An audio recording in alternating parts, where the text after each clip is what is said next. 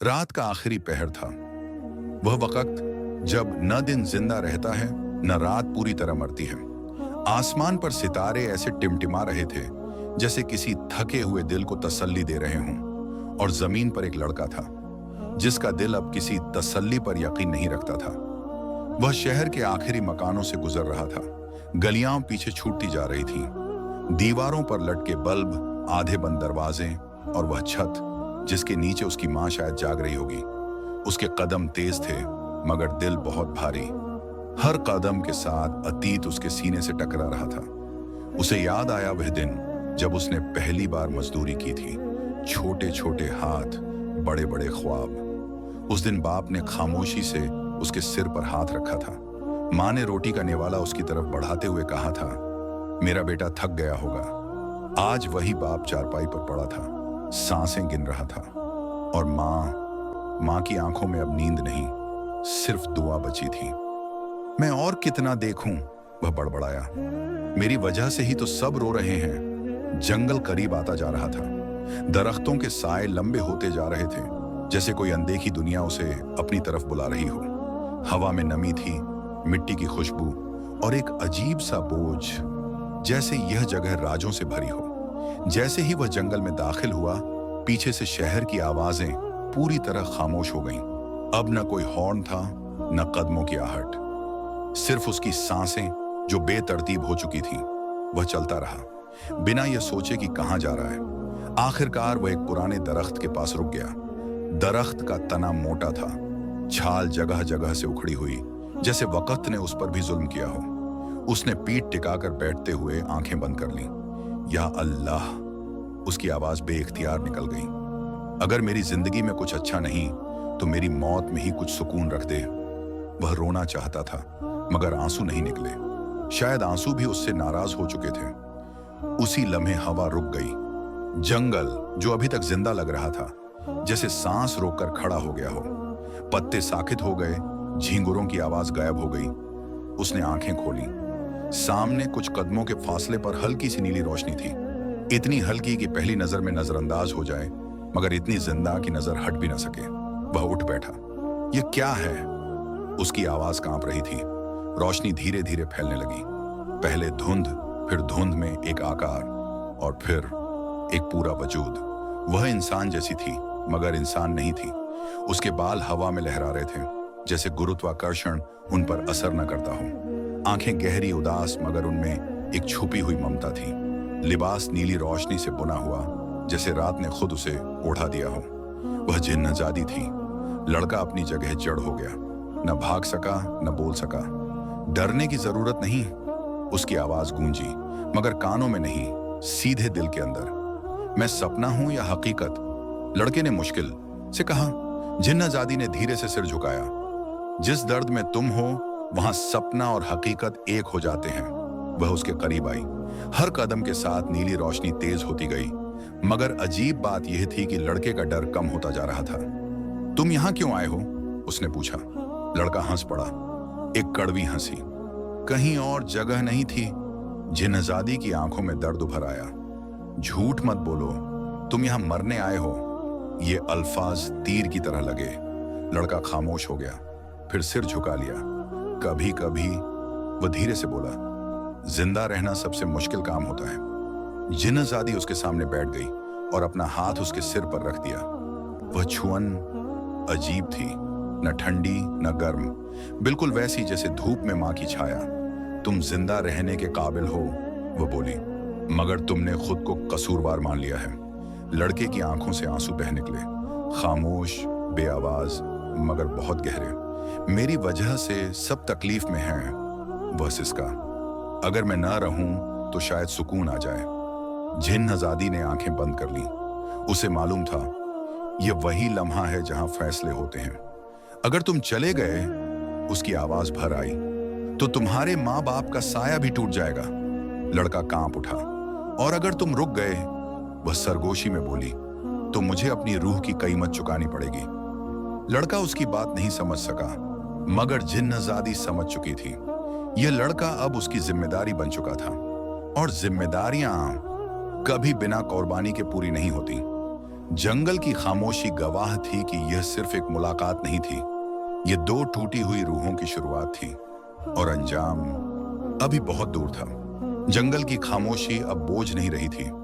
वही खामोशी जो कुछ देर पहले उसके दिल पर पत्थर बनकर गिरी थी, अब किसी कंबल की तरह उसके चारों ओर लिपट रही थी। लड़का दरख्त के तने से टिके बैठा था, आंखें नम थीं, सांसें धीमी। जिन्नहज़ादी उसके सामने थी, मगर अब उसके वजूद से डर नहीं, एक अजीब सी अपनापन टपक रहा था। तुम यहां कब से हो? उसने नजरें झुकाए पूछा।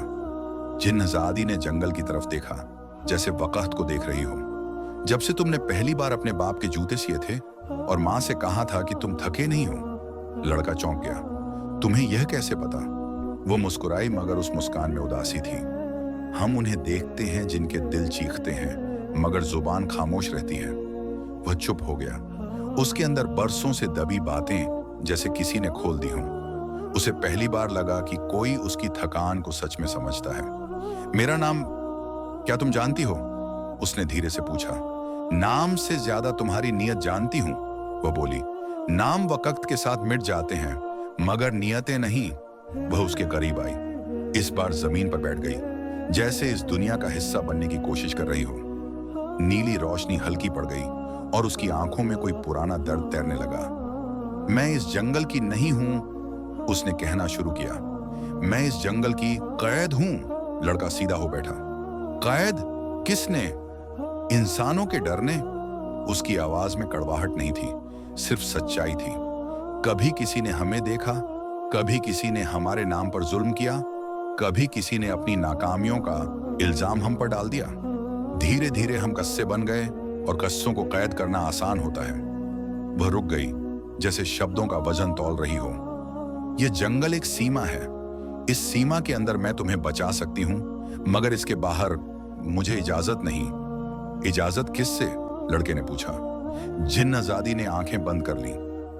उन कानूनों से जो दो जहानों के बीच लिखे गए हैं। हवा फिर चलने लगी, पत्ते सरसराए, जैसे किसी ने राज की गवाही दी हो। लड़का उसकी बातें सुनता रहा, मगर दिल में एक और सवाल उठ रहा था। तुम मुझे क्यों बचाना चाहती हो? उसने सीधे पूछा। मैं तुम्हारा कौन हूं? जिन्नहज़ादी की नजरें उसके चेहरे पर ठहर गईं। तुम वो हो जो टूटकर भी किसी और का सहारा बनना चाहता है। वह झुक गई। और ऐसे लोग बहुत कम होते हैं। कुछ पल दोनों खामोश रहे, फिर लड़के ने कांपती आवाज में कहा, मैंने आज तय किया था कि मैं वापस नहीं जाऊंगा। जिन्नहज़ादी चौंक कर उसकी तरफ देखी, मगर डांटा नहीं। मैं जानती हूं, इसीलिए आई हूं। क्या सच में कोई फर्क पड़ेगा? उसकी आवाज भर आई। अगर मैं न रहा तो क्या माँ बाप की जिंदगी बेहतर हो जाएगी? जिन्नहज़ादी ने हाथ बढ़ाकर उसका हाथ थाम लिया। वह छुअन अब पहले से ज्यादा इंसानी थी। तुम नहीं जानते माँ बाप का साया क्या होता है, वह नरमी से बोली। ये वो दीवार है जो खुद टूट जाती है, मगर औलाद को गिरने नहीं देती। तुम गिर गए तो वो दीवार भी साथ ही गिर जाएगी। वह कांप उठा। उसे माँ की झुकी कमर याद आ गई, बाप की खामोश सांसें। तो मैं क्या करूं? वह बेबस होकर बोला। वापस जाकर मैं क्या बदल दूंगा? जिन्नहज़ादी ने गहरी सांस ली। सब कुछ एक दिन में नहीं बदलता, मगर एक जिंदा दिल बहुत कुछ बदल देता है। वह खड़ी हो गई। नीली रोशनी फिर तेज हो गई, मगर अब उसमें दर्द शामिल था। मैंने एक अहद किया था, उसने आसमान की तरफ देखते हुए कहा, कि जब कोई ऐसा इंसान मिले जो माँ बाप के साए से भागकर मरने आए, तो मैं उसे मरने नहीं दूंगी। कैसे? लड़का उलझ गया। उसने उसकी तरफ देखा। अपनी कीमत पर। लड़के के दिल में एक ठंडा सा डर उतर गया। क्या मतलब? जिन्नहज़ादी धीरे से मुस्कुराई। हमारी दुनिया में रूह सबसे बड़ी ताकत होती है, और जब कोई जिन्न अपनी रूह किसी इंसान के नाम कर दे, तो वो इंसान की तकदीर बदल सकती है। नहीं, वह तुरंत बोला। मैं यह नहीं चाहता। मैं किसी की कुर्बानी नहीं चाहता। वह उसके करीब आई। तुमने मांगा नहीं, यह मेरा फैसला है। तुम मुझे जानती ही क्या हो? उसने बेबसी से कहा। इतना कि तुम अकेले नहीं रह सकते। उसकी आवाज कांप गई। और इतना कि अगर तुम मर गए तो मैं भी इस कैद के साथ मर जाऊंगी। लड़का खामोश हो गया। उसके सामने पहली बार किसी ने उसकी जिंदगी को इतनी कीमत दी थी। अगर मैं वापस चला गया, वह धीरे से बोला, तो क्या तुम? मैं यहीं रहूंगी, वह फौरन बोली। दुआ की तरह, साए बनकर। जंगल की हवा ने जैसे आह भरी, नीली रोशनी धीरे धीरे उसके वजूद से अलग होने लगी। याद रखना, जिन्नहजादी ने कहा, जिंदा रहना सिर्फ सांस लेने का नाम नहीं, कभी कभी यह किसी और के साए को कायम रखने के लिए होता है। वह पीछे हटने लगी। रोशनी धुंधली पड़ती गई। क्या मैं तुम्हें फिर देखूंगा? लड़का घबराकर बोला। उसकी आवाज अब बहुत दूर से आई। जब तुम अपने माँ बाप के कदमों के पास बैठकर सुकून महसूस करोगे, समझ लेना मैं वही हूं। और फिर जंगल वैसा ही हो गया जैसा पहले था, खामोश, सादा, मगर अब खाली नहीं। लड़का देर तक वहीं बैठा रहा, फिर धीरे धीरे उठा, जंगल की सरहद की तरफ कदम बढ़ाए। उसके दिल में दर्द था, मगर उस दर्द के साथ एक जिम्मेदारी भी थी, और कहीं ना कहीं नीली रोशनी की एक लकीर जो उसके साथ साथ चल रही थी। कुर्बानी अभी पूरी नहीं हुई थी, ये तो सिर्फ शुरुआत थी, अंजाम अभी बहुत दूर था।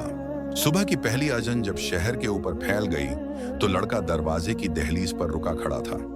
कदम घर के अंदर थे, मगर दिल अब भी जंगल की खामोशी में अटका हुआ था। उसने गहरी सांस ली। वही घर, टूटे पलस्तर की दीवारें, आंगन में पुराना नीम, और अंदर एक ऐसी खामोशी जिसमें बीमारी की गंध बसी होती है। उस खामोशी में माँ की हल्की खांसी और बाप की बिखरी हुई सांसें घुली थीं। वह धीरे धीरे अंदर आया। माँ ने उसे देखा तो चौंक गई। इतनी सुबह कहाँ गया था? आवाज में डांट नहीं थी, डर था। वह जवाब देने के लिए होंठ खोल ही रहा था कि रुक गया। जंगल की नीली रोशनी जैसे पलकों के पीछे कांप गई हो। उसने नजरें झुका ली। हवा खाने, बस इतना ही कहा। माँ ने कुछ नहीं पूछा। शायद माँ जान जाती है कि कब सवाल नहीं करने चाहिए। उसने बेटे के सिर पर हाथ रखा, वही हाथ जो सारी रात दुआ में उठा रहता है। चाय बना दूं? ये सवाल नहीं था, पनाह थी। वो बैठ गया। बाप चारपाई पर लेटा था, आंखें बंद, चेहरा पीला, सीने का उतार चढ़ाव गिनती मांग रहा था। लड़का पास गया, बाप का हाथ छुआ। हाथ ठंडा था, मगर उस छुअन में वही पुराना भरोसा था, जैसे कह रहा हो, मैं हूं। उसी पल उसे महसूस हुआ कि कमरे के कोने में कोई साया ठहरा हुआ है। वह चौंका नहीं।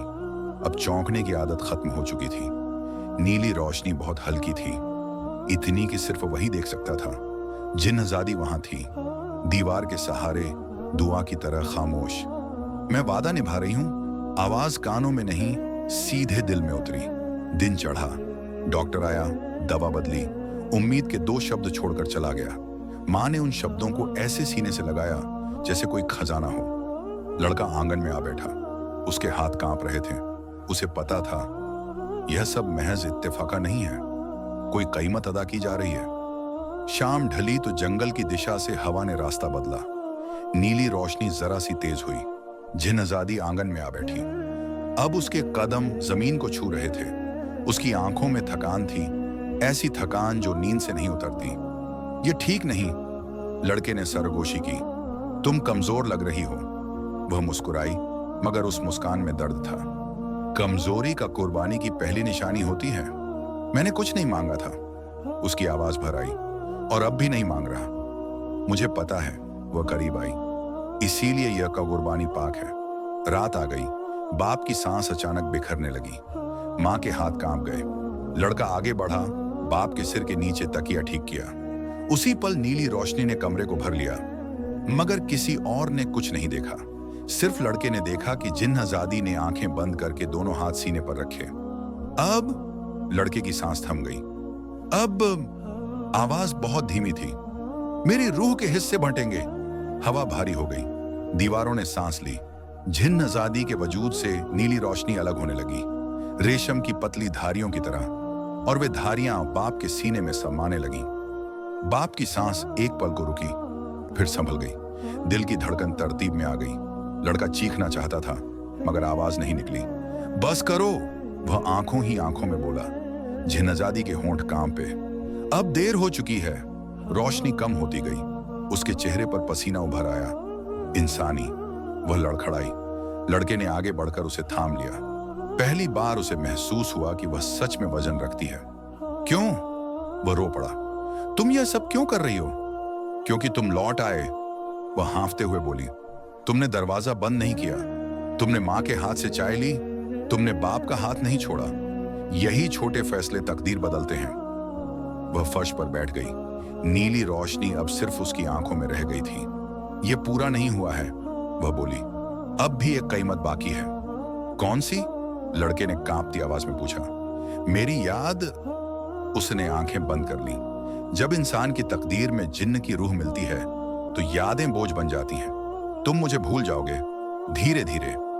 नहीं, वह तुरंत बोला। मैं नहीं भूलूंगा। वह मुस्कुराई। भूलना वादा नहीं तोड़ता, याद रखना असल बात है, जिंदा रहना। उसी वक्त कमरे से बाप की हल्की आवाज आई। पानी। लड़का चौंक कर उठा। मां दौड़ पड़ी। उसने पानी पिलाया। बाप ने आंखें खोली। पहली बार इतनी साफ। बेटा। आवाज कमजोर थी मगर जिंदा। लड़के की आंखों से आंसू बह निकले। वह मुड़ा जिन्नजादी की तरफ। वह अब बहुत मध्यम थी, जैसे शहर के वक्त कोई तारा। मैं कहां रहूंगी? उसने खुद ही जवाब दिया। मां के साए में, बाप की सांसों में, तुम्हारे फैसलों के बीच। नीली रोशनी आखिरी बार थरकी और बिखर गई। कमरा फिर साधारण हो गया। बस एक अजीब सी गर्माहट रह गई, सुकून की। दिन गुजरते गए। बाप संभलता गया। मां की आंखों में उम्मीद लौट आई। लड़का काम पर लगा, थका मगर टूटा नहीं। कभी कभी वह आंगन में नीम के नीचे बैठता तो दिल में हल्की सी ठंडक उतरती। उसे याद नहीं आता क्यों, बस इतना जानता था कि वह अकेला नहीं है। एक रात जब सब सो गए, उसने ख्वाब में नीली रोशनी देखी, बहुत दूर मगर मुस्कुराती हुई। वह जागा तो होंठों से बेख्तियार शब्द निकले, शुक्रिया। और कहीं किसी हद के पार एक रूह ने सुकून की सांस ली। समय ने धीरे धीरे घर की दीवारों से डर को खुरचना शुरू कर दिया। वही दीवारें जो कभी हर सांस की गवाही देती थीं, अब सुबह की रोशनी को स्वीकार करने लगी थीं। पिता खाट से उठकर आंगन तक आ जाते, नीम की छांव में बैठते और चुपचाप धूप को देखते, जैसे हर किरण उनसे वादा कर रही हो कि अभी सब कुछ बाकी है। मां की आंखों में वह अनाम सी चमक लौट आई थी जो सिर्फ यकीन से आती है। वह चाय में चीनी नापते हुए मुस्कुरा देती, जैसे स्वाद नहीं, भविष्य को संतुलित कर रही हो। लड़का सब कुछ देखता था। वही लड़का जिसके कदम कभी जंगल की सरहद पर काम गए थे, अब हर सुबह दरवाजा खोलता, काम पर जाता, थकता मगर टूटता नहीं। उसके भीतर कहीं एक खाली सा कोना था, ऐसा खालीपन जो दर्द नहीं देता, बस यह याद दिलाता है कि कुछ बहुत कीमती यहां से गुजर चुका है। कभी कभी खासकर शाम के समय जब आंगन की हवा जरा सी बदलती तो उसके दिल में एक ठंडक उतरती। वह चौंक जाता, नजरें उठाकर आसमान को देखता। नीला रंग उसे अजीब सा जाना पहचाना लगता, मगर वजह याद नहीं आती। याद का यह खालीपन अब उसकी जिंदगी का हिस्सा था, ऐसा हिस्सा जो दुख नहीं देता, बस चुप रहता है। एक रात बारिश आई, वही बारिश जिसमें मिट्टी की खुशबू दिल तक पहुंचती है। छत पर बूंदों की आवाज के साथ पिता ने करवट बदली। लड़का उठा, कंबल ठीक किया। मां जाग रही थी। दुआ की आदत नींद से बड़ी होती है। उसने बेटे को देखा और सिर हिला दिया, जैसे कह रही हो ठीक है। उसी पल आंगन के कोने में नीम के नीचे नीली रोशनी की एक लकीर सी कांपी, इतनी हल्की कि आंख उसे मानने से इनकार कर दे मगर दिल पहचान ले। लड़का ठिठक गया। उसके सीने में बेवजह बोझ उतर आया, जैसे किसी ने नाम लेकर नहीं पुकारा, बस अपनी मौजूदगी जता दी हो। क्या हुआ? मां ने पूछा। वह कुछ कहने ही वाला था कि रुक गया। कुछ नहीं, वो बोला, बस हवा अच्छी लग रही है। वह बाहर आया। बारिश थम चुकी थी, नीम के पत्ते चमक रहे थे। उसने हाथ बढ़ाया, छाल को छुआ। उसी स्पर्श में एक जानी पहचानी सी नरमी थी, मां के हाथ जैसी मगर अलग। उसकी आंखें भीग गईं। उसे समझ नहीं आया क्यों। दिन गुजरते गए। एक दिन पिता ने कहा, बेटा कल 7 बाजार चलेंगे। यह जुमला मामूली था मगर लड़के के लिए ईद। उसने सिर हिलाया, आवाज गले में अटक गई। बाजार में भीड़ थी, शोर, आवाजें, जिंदगी। पिता ने एक पल को रुककर सांस ली। लड़का तुरंत आगे बढ़ा, बांह थाम ली। उसी पल हवा में वही ठंडक उतरी। पिता ने हैरानी से बेटे को देखा, आंखों में कृतज्ञता। अल्लाह बड़ा मेहरबान है, वह धीमे से बोले। लड़का जानता था यह मेहरबानी मुफ्त नहीं थी। उस रात सपना आया, वही जंगल मगर डर के बिना। रोशनी थी मगर तीखी नहीं। जिन्नजादी सामने थी। अब उसका अस्तित्व पारदर्शी था, जैसे सुबह की हवा। उसके चेहरे पर सुकून था, वह सुकून जो वादा पूरा होने के बाद आता है। तुम ठीक हो? लड़के ने सपने में पूछा। वह मुस्कुराई। अब हाँ, मैं तुम्हें याद क्यों नहीं रख पाता? उसकी आवाज में शिकायत नहीं थी, बस सवाल था। क्योंकि तुमने मुझे जिम्मेदारी में बदल दिया है। वह बोली, यादें बोझ बन जाती हैं, जिम्मेदारियां रास्ता। वह पास आई। मैं अब साया नहीं, दिशा हूं। और अगर मैं फिर टूटने लगूं, वह घबरा कर बोला, तो वही करोगे जो अब करते हो। वह नरमी से बोली, ठहर जाओगे, सांस लोगे और हाथ नहीं छोड़ोगे। रोशनी फैल गई, जंगल खत्म हो गया। वह जाग उठा, दिल हल्का था। अगले दिन उसने एक फैसला किया। काम के बाद वह मोहल्ले के बच्चों को पढ़ाने लगा। 2 घंटे, बस 2। शुरू में थकान हुई, फिर आदत। एक दिन एक बच्चे ने कहा, भैया आप आते हो तो हमें डर नहीं लगता। यह सुनकर उसके सीने में वही ठंडक उतरी। वह समझ गया, कुर्बानी का असर नस्लों तक जाता है। वक्त गुजरा, पिता मजबूत हुए, मां हंसती रही, घर में जिंदगी लौट आई, धीरे मगर सच्ची। कभी कभी, खासकर शहर के वक्त, वह आंगन में खड़ा आसमान देखता तो नीले रंग में एक नरमी सी झलक थी। वह आंखें बंद करता और बेइख्तियार कहता, मैं वादा नहीं तोड़ूंगा। और कहीं 2 जहानों की सरहद के पार एक रूह इत्मीनान से ठहर जाती, इस यकीन के साथ कि कुर्बानी रायगांव नहीं गई। ये कहानी यहाँ खत्म नहीं होती। ये हर उस घर में दोबारा शुरू होती है जहाँ कोई बेटा, कोई बेटी हाथ नहीं छोड़ता, जहाँ माँ बाप का साया कायम रहता है और जहाँ मोहब्बत खामोशी से जान बचा लेती है।